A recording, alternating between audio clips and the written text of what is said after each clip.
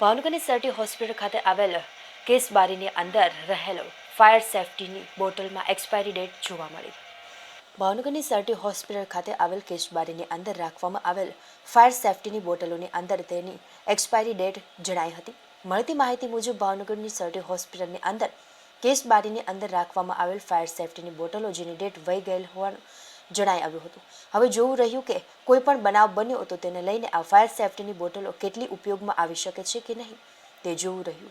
વધારે તો ચર્ચાનો વિષય એ છે કે આવી મોટી સરટી હોસ્પિટલની અંદર તંત્ર જે ઘણી જગ્યાએ ફાયર સેફટીને લઈને પ્રોગ્રામો કરતી હોય છે અને ફાયર સેફટીને લઈને ચેકિંગ ચાલતું હોય છે, તો આજે સરટી હોસ્પિટલ ખાતે જ આ પ્રકારનો બનાવ જોવા મળે છે.